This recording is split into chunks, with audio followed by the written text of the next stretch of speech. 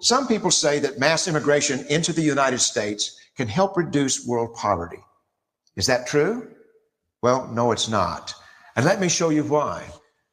This gumball represents the 1 million legal immigrants that the United States has taken every year on average since 1990.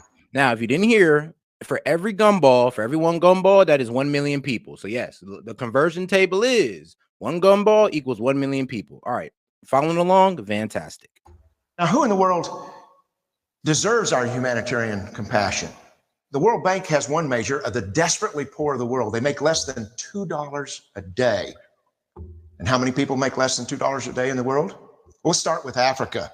Can't say low. In Africa alone, there are 650 million people who make less than $2 a day. 650 million. And in India, another 890 million people desperately poor. China adds another 480 million people making less than $2 a day. And unfortunately, the rest of Asia has a heartbreaking 810 million people who the World Bank says make less than $2 a day. And finally, there's 105 million of Latin America's population that are desperately poor. All told, the World Bank says there are 3 billion people in the world, 3 billion people who are desperately poor, making less than $2 a day. That's 3,000 gumballs. And every year, we take 1 million and suggest that we've somehow made a humanitarian difference. Of course, we don't pull our immigrants from these desperately poor populations, do we? These people are too poor, too sick, too disconnected to make it here as immigrants. We tend to pull our immigrants out of the better off poor of the world. And Mexico tends to define the type of immigrant that we bring here because the plurality of people come from Mexico. Yeah, we tend to choose the best of their best, the people that can honestly change things in their country, and we bring them over here. And Mexico is poor. How many people in the world live in countries that have average incomes lower than that of Mexico? And the World Bank tells us that that number is these 3 billion plus another 2.6 billion people. 5.6 billion people in the world who live in countries with average incomes below that of Mexico. That's 5,600 gumballs. And so what is it that the elites are telling us? They're telling us that when we take this 1 million immigrants, that we somehow or another are tackling world poverty. And we have to do it regardless of the effect on our unemployed, the working poor, the most vulnerable members of our society, regardless of the effect on our natural resources. Even if we went by the most radical proposals in Washington, which are to actually double our immigration to 2 million a year, which would totally overwhelm our physical, natural, and social infrastructures, we couldn't make a noticeable difference. And we may be really hurting the impoverished people of the world because the million that we do take are among the most energetic, often the better educated, certainly the most dissatisfied people that if they did not immigrate would be the agents for change. I mean, yeah, like they had all that ambition to get out of there and come over to America. If they didn't have that option, they would have no choice but these million people in that country, but to galvanize and find a way to make their country better and let it go from there. To improve the lot of all the people in these countries. The true heroes in the global humanitarian field are the people in these countries who have the wherewithal to immigrate to another country, but instead stay in their countries to apply their skills to help their fellow countrymen. Unfortunately, our immigration system tends to entice these very type of people to abandon their countrymen. The impossibility of making even a dent is actually worse than it looks here. Because last year when we took, I mean, you know, I like to call this out, like, bro, this is arrogance. Like, they were more likely to succumb to the environment. I'm like, bro, So we got to accept all these people in just because of their bad government, just because things will never change. So let's just ruin our social cohesion. Let's ruin our economics. Let's put our people in danger, ruin our culture because they can't get their shit together. Like that's what I'm saying, bro. It's like almost like you don't think these people are good enough. You don't think people are good enough to want better for themselves, or you think it's just only an American thing? Like, dog, come on now. 1 million immigrants. These countries added births over deaths, 80 million. Here's the thing. Y'all claim that the right be dehumanizing people, bro. The left, y'all don't even think people can work a computer. Let's remember that. Y'all have, y'all look down on 90% of the world. I'll just say that. Y'all look down on most of the world and don't even know it. Million more people into the impoverished population. And this year, Congress is bringing in 1 million legal immigrants. And this year, according to the United Nations, these countries are expected to add another 80 million people. And next year, you can be quite sure that Congress, unless stopped by the American voters, will bring in another 1 million immigrants. And these countries, unfortunately, will be adding another 80 million people into these impoverished nations. We could take 5 million a year, but we'd never get ahead of what's happening in these. And it's a perpetual cycle. So what are we doing? We're just going to keep taking immigrants from a fallen nation, from a badly governed nation. We're just going to keep taking them, and keep taking them until what? Until fucking what? When does it end? When do they have accountability for their own land? When do you have accountability for your own government? It's like we're letting these people act like spoiled kids. To be honest with you, like we're spoiling them. We're like, all right, cool. If you don't want to go fix your own shit, you can come here. It's like having a spoiled ass little brother that you stay next to. Like, all right, because you don't want to clean your room, you can come sleep in my room because your room's so dirty. It's like, no, go over here and clean your fucking room. Countries, not in this century. Don't you see? Immigration can never be an effective or significant way to deal with the suffering people of the world. They have to be helped where they live. 99.9% of them will never be able to immigrate to a rich country. There's no hope for that. They have to bloom where they're planted. The only place that 99.9% of these people can be helped is where they live. Let's help them there.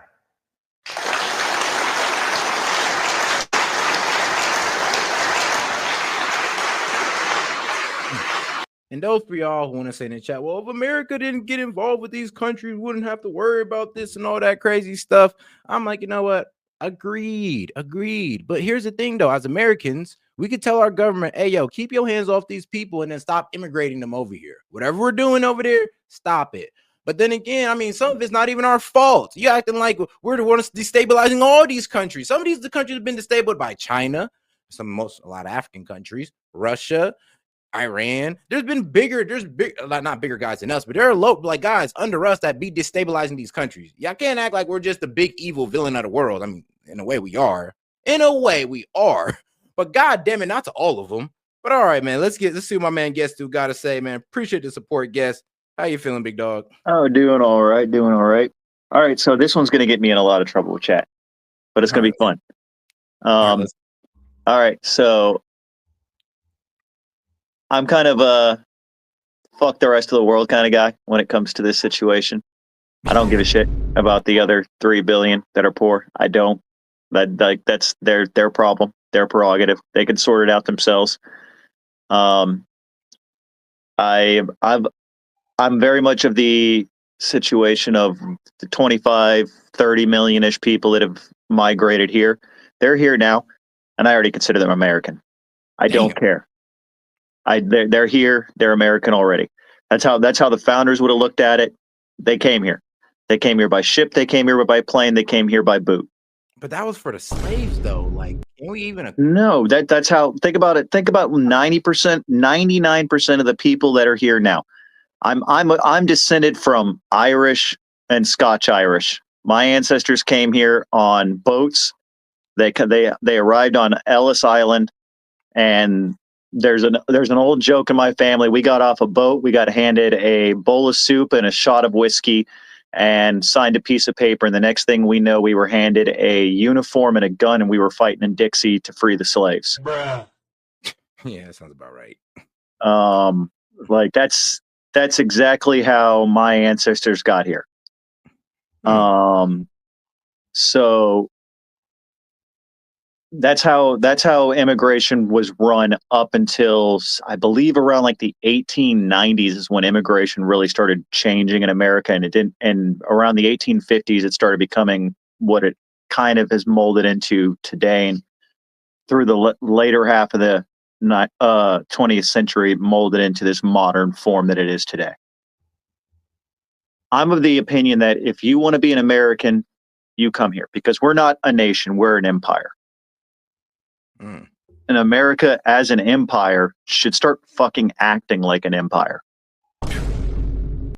I mean, we have been on our imperialists a bit with the whole Greenland, and we're trying to get Canada. I mean like not conquering. I mean like mentality wise. We already are an empire. Like we're 15 nations wrapped into what we are.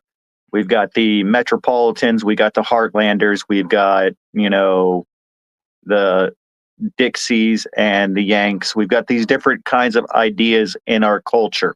We're not one unified nation. We're a bunch of different nations that molded together to form this union.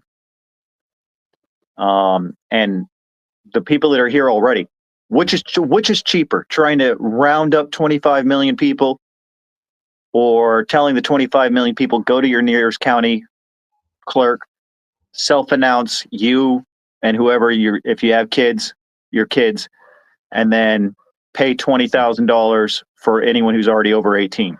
Now, I would have to spin it back on you with the cultural argument. And the cultural argument is, well, Irish, Scottish, their culture aligned it with, the American culture at that time. Most of the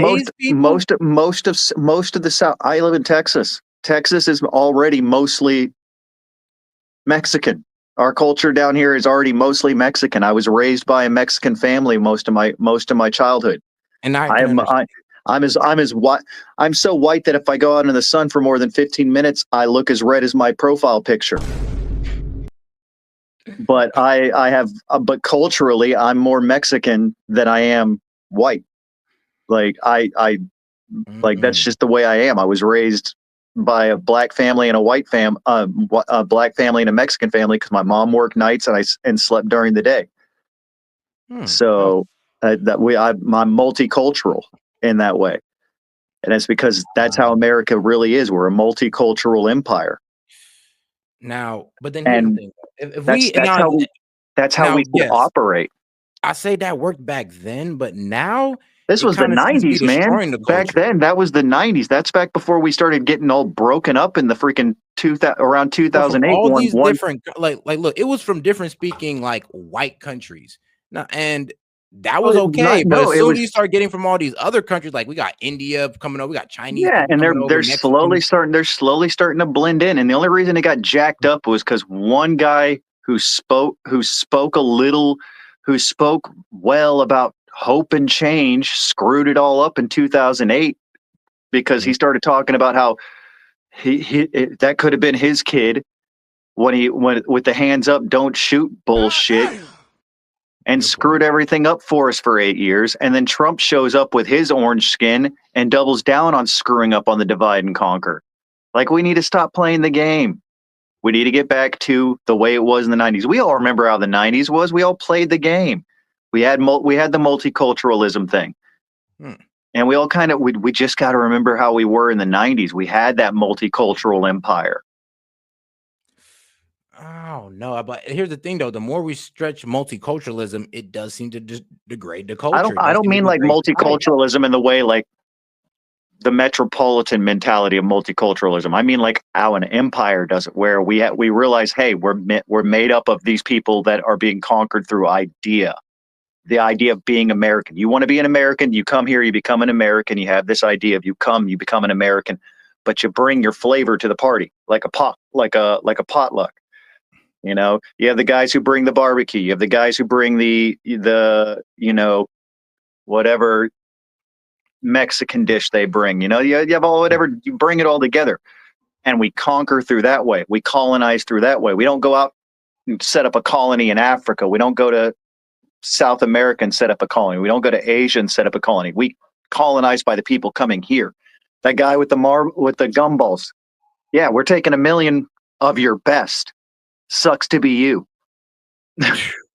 That's the problem why I don't like them, because it's just like then we're in the perpetual state of always taking in their best. Yeah, because never, we're the best. But the problem never gets solved though, and we're just adding and adding to the population. Which I ain't gonna lie, he's not lying. That is gonna destroy some key things that we hinge on here. No, but think about it. We bring the best here, and they add to us. But here's the thing, though. Isn't that kind of saying that we don't trust in our own? If we're No, depending on they bring a little bit of their best, and they mingle with our best. Then they have kids. Their best and our best combined together. They have kids. It's a mixture of the best, more best. We keep making the best. We grow to be the best. We stop buying the crap from China. We stop buying the crap from India. We stop buying the crap from Europe. We build the best here. We build more. We become the best. We forgot that sometime around the 90s when we started buying cheap shit from China. All right, now, but here's all right. Well, do you think there's a point where we should ever stop immigration? Because, like I said, I think there's a point where this does need to stop. Like, we do need to sit there. Look, bro, we got all your best. There's an economic generations of their best. I think we're good now. But there's an economic fact. There's an economic fact. When you reach a certain point, like I hate using the low, middle, and upper class model. But when you reach it, but there is a truth to economics of when you reach like upper middle class and upper class, you stop having as many kids. Okay, there's just a truth to it. When you're upper middle class and middle class, like that area, you reach that 2.5 kids number, and when you're upper class, you tend to have like 1 kid. Crazy. So you bottleneck your population if everyone in your population is upper middle class or middle class. You don't have you reach that bottlenecking event where you can't have as many kids. So you need to have a lower class that's constantly coming in that still has that like Catholic mentality of we pop out a ton of kids. Now, hold on. It wasn't always like this though. It wasn't like I said, a lot of people aren't having kids. And you're right, in our lower, and think about still in our lower brackets of society because of the affordability problem. So, but that's not true because our immigrant population's coming in and they're still having kids and they're coming up. As they're coming up, they will reach that middle class range, and their next generations will not be having as many kids. But then the next wave of immigrants will come in, and they'll keep that bottlenecking from coming in, and that's how it's always been. Now, bro, you're kind of saying that we need immigrants to maintain our population. That's how it's always been. That's how I've looked at the numbers going all the way back to like the 1830s. That's how it's always been. So you're telling me we just let in immigrants to just refill our population? Yes, that's how it's all all the way back to the 1830s, man. That's how it's always been. As they reach like if you go back to looking at the Victorian era, like the 1830s to like the 1870s, like the upper class, they'd have like 1 or 2 kids, and they would stop having kids because they'd be like, oh, why do I need to have a bunch of kids? I don't have land to farm. I don't need to have children out there on the homestead. Right. And then you have like the people out there in like the farms out in like Kansas, be like, I gotta have like 7 kids. Jesus. Yeah, but we got okay. I hear your point now. You're making some those are pretty good points. And the only pushback I could give on is like, bro, we got 300 million plus people on here. And if we cut off immigration, I don't think we're just gonna all of a sudden fall to like. But look at the aging out population. Our boomers are about to start aging out. True. And I've already talked about the Social Security issue we're running into. They're aging out, and our millennial, but the boomers had the Generation X. The Generation X had the millennials. The millennials had the Generation Z. Like we have these different. They're not having enough kids to keep the population up. But because most of our immigration, normally we would have the next generation be the ones who are propping up the Social Security and the taxes. I went and looked at it. What issue we ran into is the generation that should be propping up the Social Security and the tax wages aren't on the tax bracket. They're under the table. Yeah, that's okay. Now look, I did look up a study that yes, immigrants They do pay taxes, but the problem is like $5.9 billion into what we put in trillions upon trillions of dollars into this. Yeah, but there's a huge number of them that are under the table too. That's true.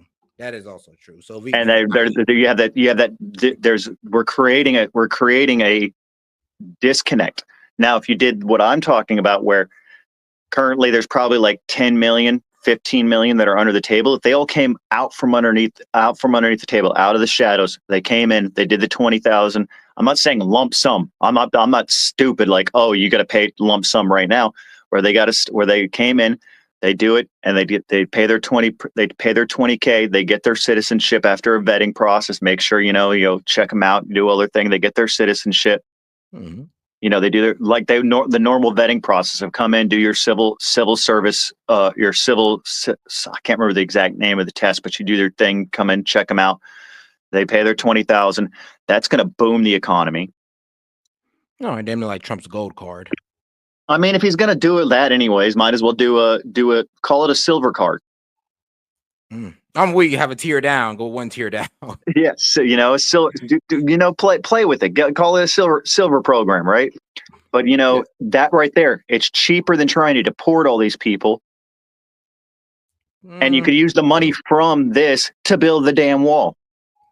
I mean, trust me, it's going to cost about $88 billion to deport all these people projectedly. But that's the thing, though. But now instead of $88 billion, you make $88 billion, and you use that money to build the wall.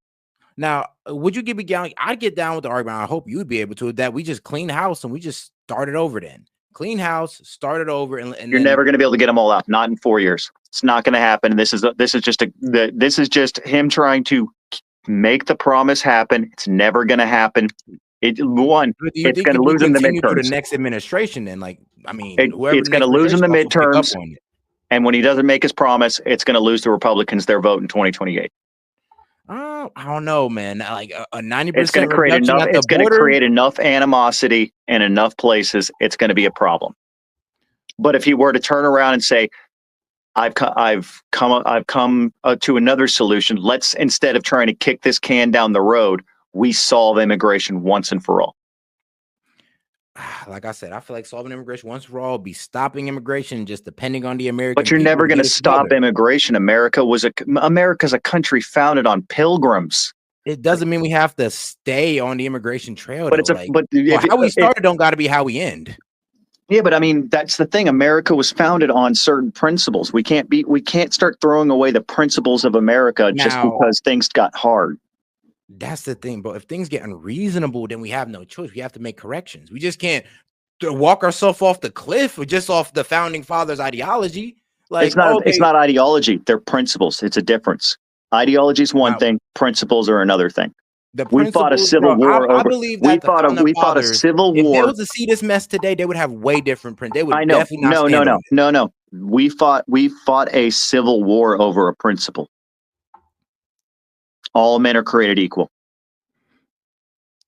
Yeah, I get that, but all men are created equal. That doesn't mean we just let them in here. Like, I'm not saying we just let them in. We need to create a better system, which is why we accept the ones that are already here.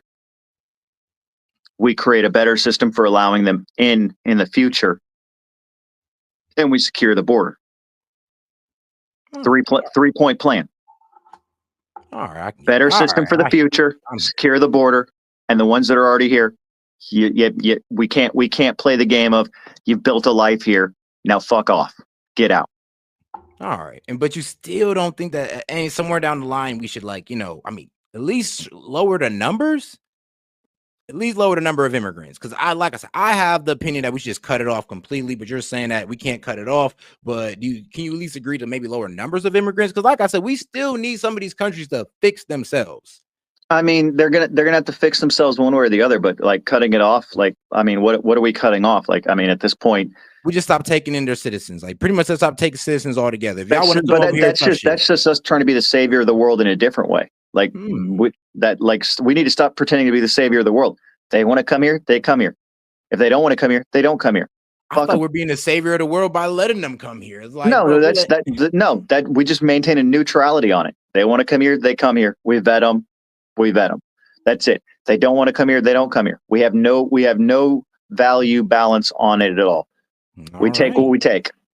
All right, then my man stamping it on that one. All Yeah, right, that's the opinion we have on it. It's like, hey, your country sucks. Your people don't want to be there. Cool. We don't have any opinion on you as a country, other than your people clearly don't want to be there, so we're going to take them. America is America. Cool. We're gonna be over here doing our thing. I know. That's what I thought America First was about. Is we don't give a shit about anyone else at this point. Oh, and I know, well, you're a real strong power of the people type of guy. So I do see where you're going with this, seeing people as power and taking their people is taking power away from them. I could see, I'm seeing your line of thinking here. Yeah, it's the point of I can't for the life of me see a nation that was founded fighting a war against the British Empire and then following that up with, yeah, we're still going to take English people in. And then I'm hearing a lot of people be like, well, there might be terrorists. One of our first things we dealt with was a war with the Barbary states. The Barbary states make anything the Islamic terrorists are doing now look like a bunch of kids in kindergarten drawing on the walls. Damn. The Barbary states were 1,000 times worse than anything the Islamic terrorists can do now. They ran the entire Mediterranean Sea and they'd roll up on British naval ships, the biggest empire the world has ever seen, and would roll up on them, ransack them, kidnap everyone on those ships, and turn them into slaves and castrate them and sell them to the Ottoman Empire. Oh shit! Oh shit! And we're worried about, there might be some sleeper cells because we're allowing immigrants into the country. Like we're worried about that. Ooh, they might blow. They might have an underwear bomb or a shoe bomb. Oh, how scary! When was the last real terrorist attack that was anything other than a equivalent to what a fucking 12-year-old school shooter does in America? Think about it. 9/11 was the last real terror attack we had in America. And we're all debating whether or not that was even an inside job by our own government. That's how much of a threat Islamic terror is. That might have been our own government. That's how much we're not sure if Islamic terror is something to be worried about.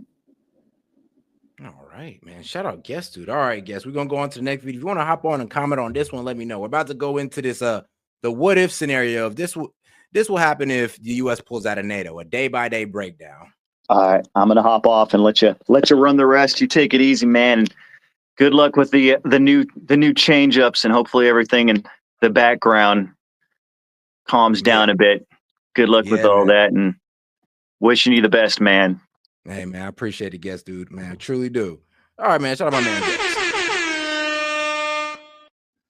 Yeah, there definitely are some changes going on here at S.E.T Media, but hey, man, don't worry, guys. We're staying on top of it. We're gonna still give you the same show, if not better. All right, let's get right into it, man. Isn't immediate contracts that have all. Let's go straight back. Here we go. The United States has had enough. It believes it's spending too much on defending countries thousands of miles away from its borders, and it's about time it all.